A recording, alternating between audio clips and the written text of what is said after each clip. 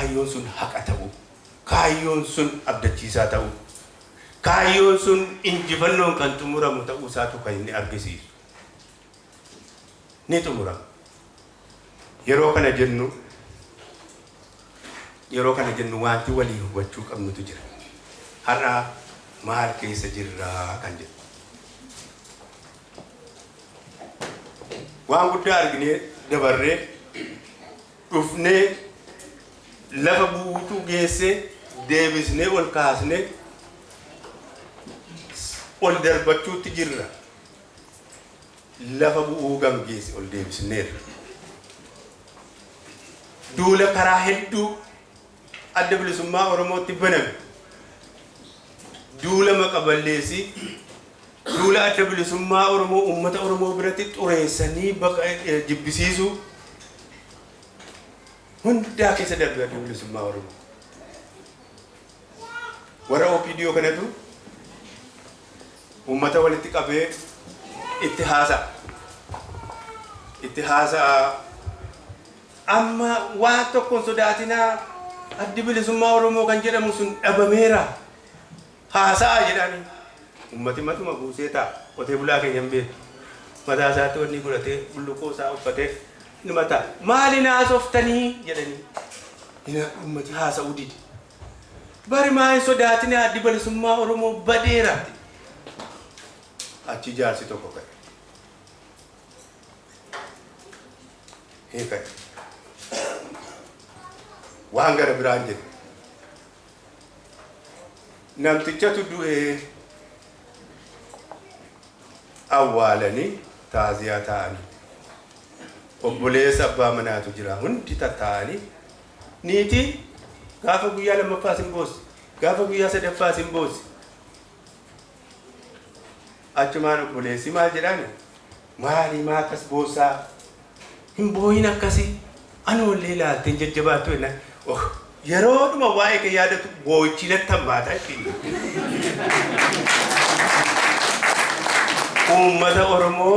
Uummata Oromootiif adda bilisummaa Oromoo adda baasuudhaaf wanti hin hojjetamin hin jiru. Yeroo isaan kana godhan garuu daraniitu ejjennoon adda bilisummaa Oromoo hagam akka inni cimaa ta'ee fi dhugumaan addi bilisummaa Oromoo dhaaba uummataaf dhaabbate ta'e argama. Kana fakkeenya tokko immoo kan biraatti isinii dabala. Lola tokko amma dhiyoonuma kana kunoo balaa Oromoo irratti banamee jiru keessaa tokko. Liyyuu poolis jedhanii humna ijaaran tokkotu jira. Liyyuu poolis kanatu Sumaalota kanaan liyyuu poolis godhee ijaaraniitu Oromootti bobbaasan. Aanni jedhe. Jaalladhu dhugaa isaanii. Dhugoomsaan akka gaarii beekan wanni kan warri aniyaa naannoo sana jiran yeroo akka chaartaraa keessaa baanee wayyaanee lollu naannoon waraana keenyatti iyyaa ture OPDO bira dhaabbatanii nutti iyyaa ture naannoo sana. Naannoodhuma sana immoo kan humni waraana bilisummaa Oromoo warra Ogaadeen kan irraa rukute jijjiga jalaan gahee deebisee uummata boonaan tasgabbiin jiraachaa ture.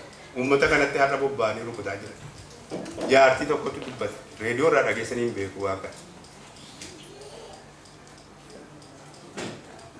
Nama bilisummaa keenyaaf dhaabbatu ofirraa ariinee kan jedhan. Itti sheena jechuudha. Addi bilisummaa Oromoo dhugumatti dhaaba uummata Oromootiif dhaabbatee. Kana hojiidhaanis mirkaneessa. Ture itti jira. Bifa adda addaatiin haala yeroo wajjin socho'uudhaan har'a akka duraanii humna gurguddaa bobbaasuun humna xixiqqaa bobbaasuudhaan tarkaanfilee biyya keessatti fudhatamaa jiran kan diina shororkeessan kan uummata Oromoo immoo qalbii isaanii qabbaneessan ta'aniitu mul'atu jechuudha. Sanas ta'ee garuu shirri ammallee uummata Oromoo akka inni galii ka'eef sana geenye taasisaa jiran hedduu. Warri keessattuu tokko waan isinii tokko barbaadu. Hara warri OPDO silaa waan hojjetan warri wayyaaleedhaati sabboonummaa Oromoo karaa itti dhabamsiisan.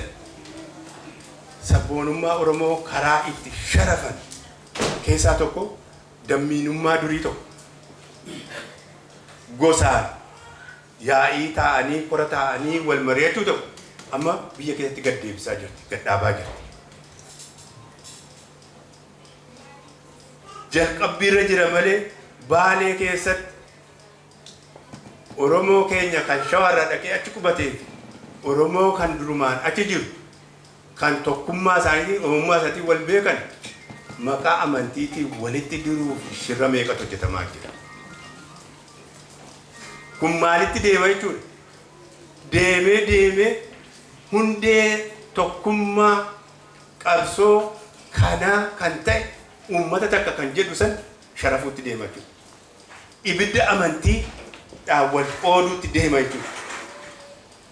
Amantiidhaan wal qooduu jalqabnaan immoo Oromoon deebi'ee hunda ta'uu danda'a.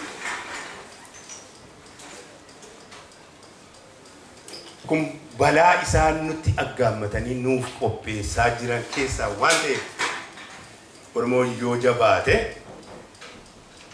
dura dhaabbate malee qaanii guddaatu balaa guddaatu isa eeggata. Har'a haalli keessa jirru isa duriirra haala uummati keenya keessa jiru isa duriirra ulfaataadha. Naftanyoonni dur dhufanii irra qubatanii lafa irraa san buqqifatu achumatti xiisan nyaasa taasifatan gabbaarii isa taasifatan. Har'a haalli amma jiru kaapitaalizimiidhaan maalii walitti hidhatee uummata keenya lafarraa buqqisiisee kadhattuu taasisaa jira. Qansiraa warra hojjetan taasisaa jira. Qeesaarraa buqqisaa jira. Hiyyumaaf beelatti isa bobbaasaa jira. Har'a haalli jiru Oromoo karaa hundaatiin sharafanii muru, Oromiyaa karaa hundaatiin sharafanii muru sagantaan amma bahee jiru kunoo karaa Mojoorraa kaasee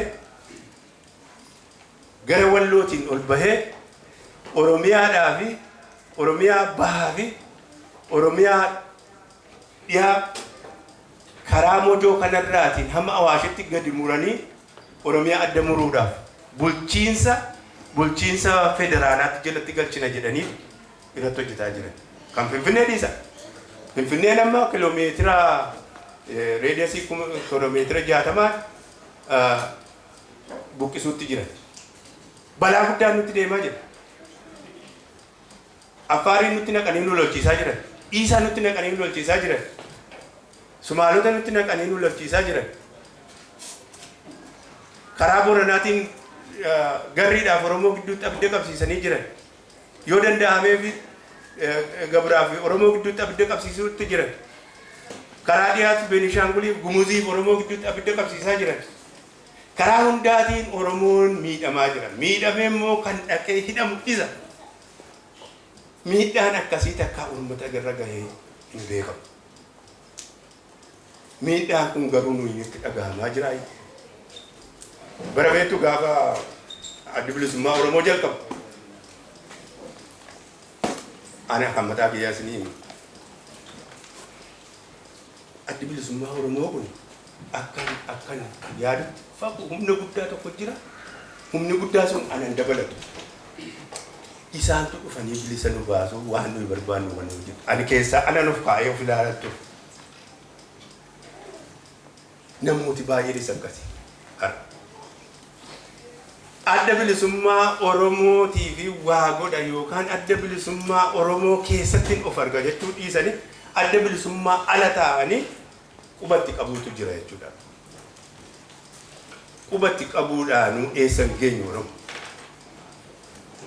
Qubatti qabuudhaan eessan geenyu kan nuyi waa gahuu dandeenyu yoo hamma dandeenyu tachoonee tattaafanne duwwaa. As biyya kana keessa jirta. Biyya mirga qabu keessa jirta.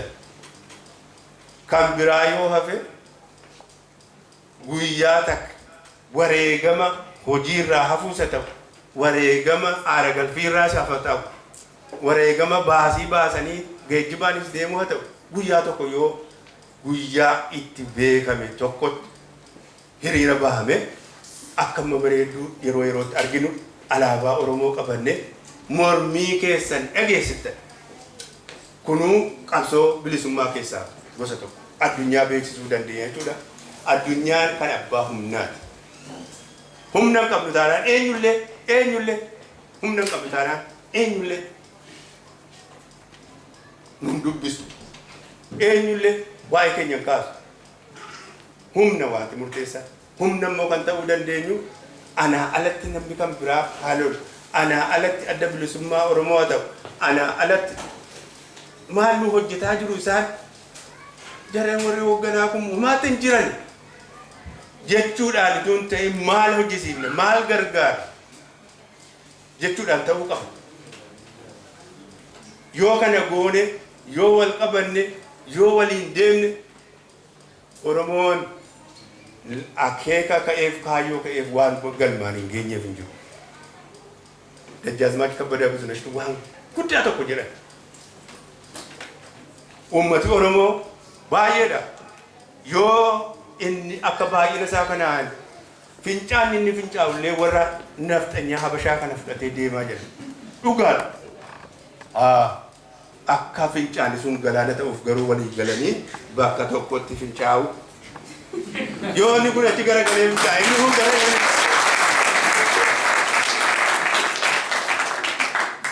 Bakka tokkotti yoo fincoomne galaana ta'ee fudhatee deemuu danda'a. Yoo walii gallee guyyaa tokko Oromoo walii dhaame guyyuma tokko gabaa biyya sana keessa jiru irratti lagate gabaa dhaquu dhiise mi'a korporeetii wanni kan wayyaanee irraati effortii irraa bituu dhiise irri faasifna beektu. Fakkeenya gaariin sanaaf ta'e Pepsi yaadattu waan Pepsi irratti darbe Oromoon jabina isaa argisiiseera sanatti. Pepsi fakkeenya Pepsi 15 yoo argisiifne garuu sanaa ol ta'uu dandeenya. As keessa keenyatti yeroo deebine jennu garuu har'a Oromoon isa humnummaa isaa of duratti mul'atu sana dhiisee as keessa wal deebi'ee wal nyaataa jira. Diina isa inni kaarratti fuulleffachuu dhiisee walii isaa wal danqaa jira, wal gaadhi'aa jira. Kun